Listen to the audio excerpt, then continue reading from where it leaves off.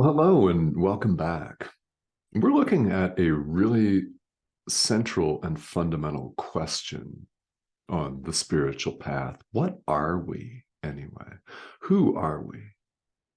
Never ask the question, who am I? What am I? Yeah. All right. I invite you to entertain that fundamental existential question.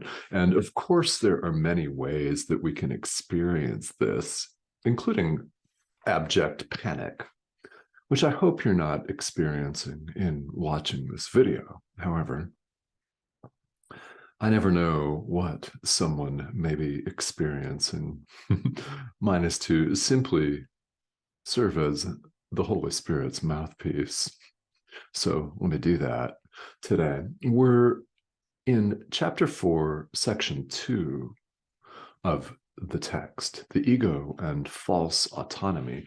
And we're looking at the fundamental question of what we are and who we are from this lens. So we're going to talk quite a bit about belief as well. Yeah, very interesting idea. Very interesting idea indeed. And in paragraph 1 of this section, Jesus tells us that the question, how did we make the ego, is a great question. Very good one that we should ask. How did we make the ego? However, he says that it's not helpful for us to approach this question from the standpoint of the past.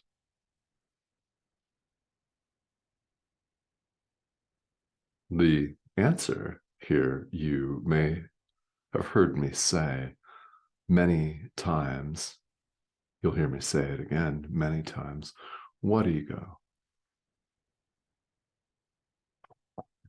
The separation never occurred. Who said this course won't blow your mind? You may have heard that idea thousands of times as a course student, because I know that some of you have been at this much longer than I have, and I've been studying this course for 10 years now. The separation never occurred. This is the essence of accepting atonement, i.e., the Holy Spirit's correction for ourselves.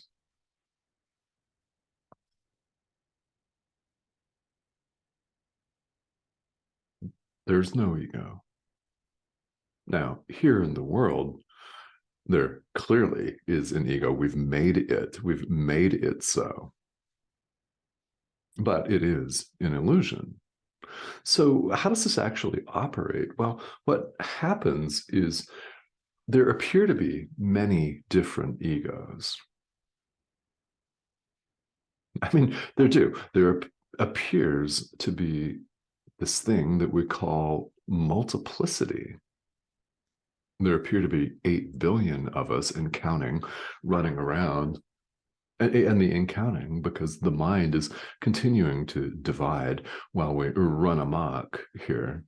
There's only one mind and there's one ego. There appear to be many. And what do? Well, we make an ego for ourselves.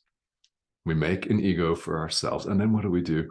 We make egos for everyone else too. Which, when seen from this point of view, is one hell of an assumption, isn't it? But that's what we do. We make egos for everyone else. Why? Because we've made one for ourselves, so everyone else has to have one too. And Jesus shows us here in this section that it's a complete idea. An ego is not a thing, it's an idea, because it's highly variable. It's highly variable. Our assessment of ourselves changes all of the time. In 1 minute, we think we're on top of the world and we're a genius. And the next minute, we don't know a single thing and we're struggling or we're despairing. We're sad, we're angry, and then we're really happy and joyful again. And it's an alternation, it's constant, and that's just us. We give other people egos, and it's all a big, giant, changing, shifting mess. And it's what passes for life here in the world. So, okay, you might be asking, what's the problem with that? Well, the issue is we love, cherish, and protect our ego. Jesus likens it to an animal loving, cherishing, and protecting its offspring because it considers them a part of itself. Yes, and then he likens us to, well, the same deal with our ego, which we love and cherish and protect and coddle, and we want to keep it safe and warm, dress it up as hot and sexy, give it some fine threads and a fancy car. Just keep our little identity so nice and guarded, carefully guarded against all threats, which we say real or imagined. What real threats? They're all imagined, as is the ego in the first place. Nothing. It's nothing. And of course, the ego may find this threatening. If you're experiencing the pure non-duality of A Course in Miracles for the first time, odds are very good, if not right now, that at some point these ideas are going to scare the crap out of the ego. Because it is right in only one thing, and Jesus tells us this in several places, actually, here in the Course. It's right in its terror that you're going to set it aside.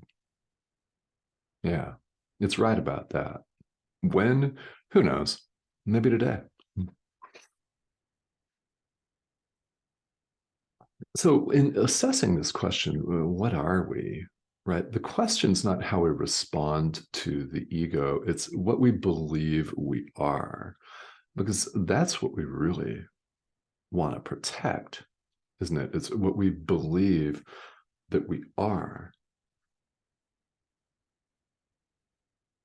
So, what are you? Who are you? What do you believe that you are? This is interesting. When people talk about spirituality, there is quite a heavy emphasis placed on belief, isn't there? People talk about their beliefs. And when someone approaches you about your spirituality, one of the most common questions that people ask is, what do you believe? So here's an idea here. Jesus points it out here, paragraph 4. Belief is an ego idea.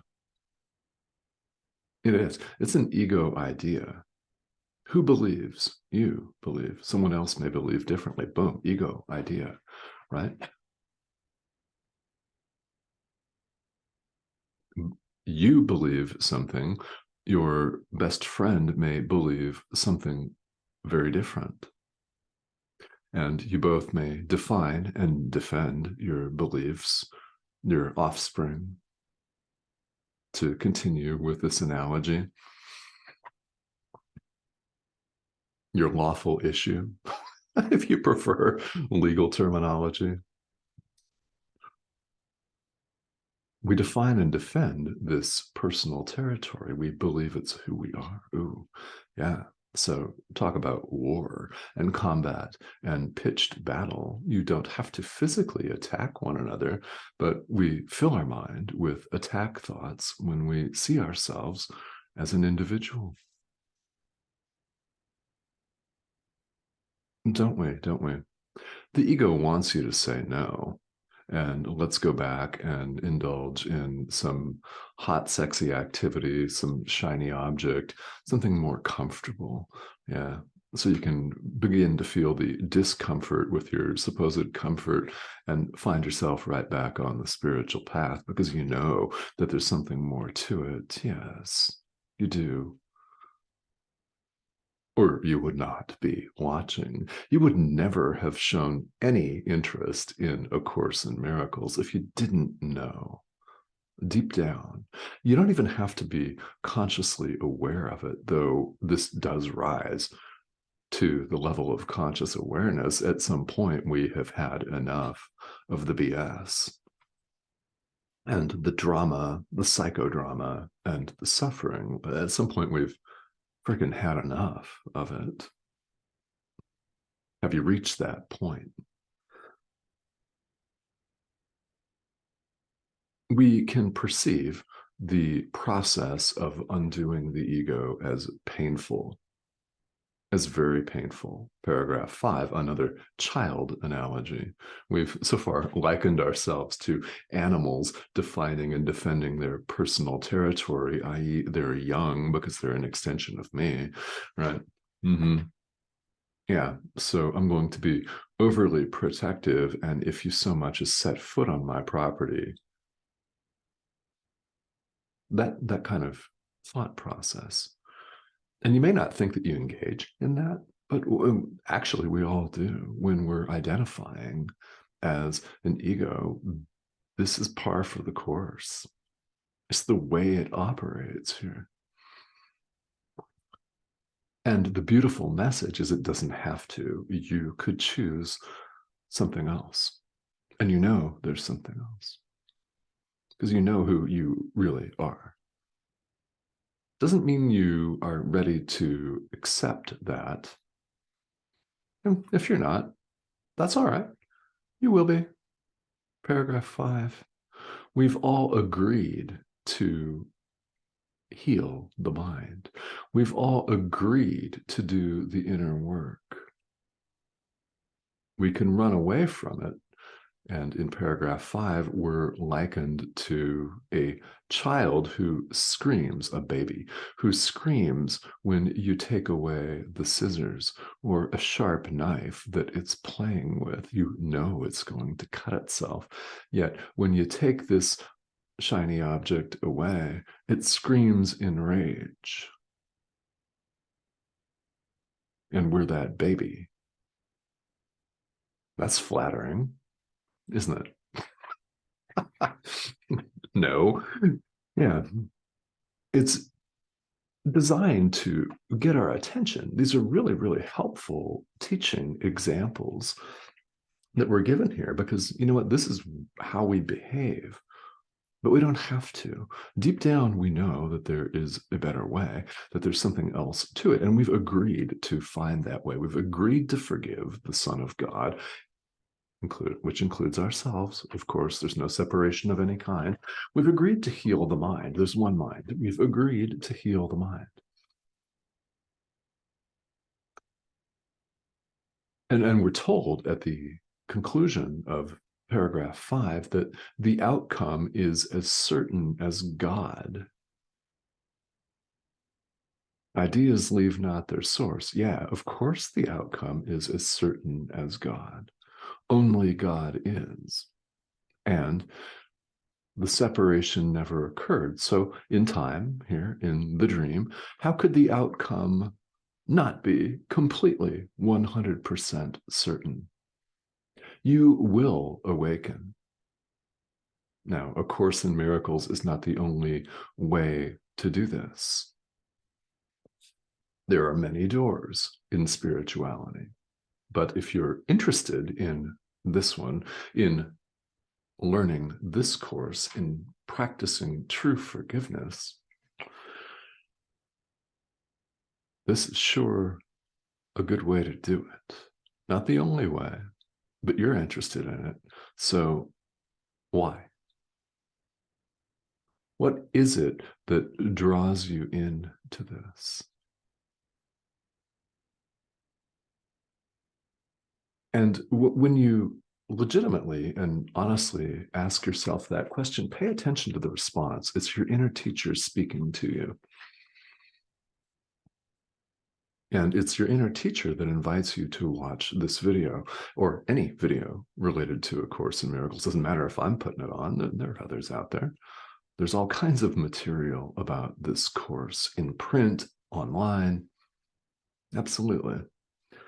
There are many ways to access information. So, as we wrap up here, let's return to the central question. What are we anyway? The separation never occurred. Ideas leave not their source. If you wish to capitalize the S, I invite you to do that. The separation, again, never occurred. What are you? Who are you? I think you know.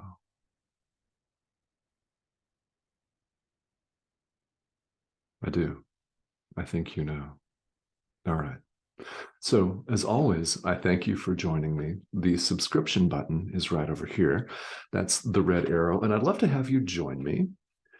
These videos appear several times a week, and it's my pleasure to serve as a guide for you. So, if you have comments or questions, they're most welcome. Again, if you haven't subscribed, please do so. And I will see you again next time. Thank you, as always, for joining me.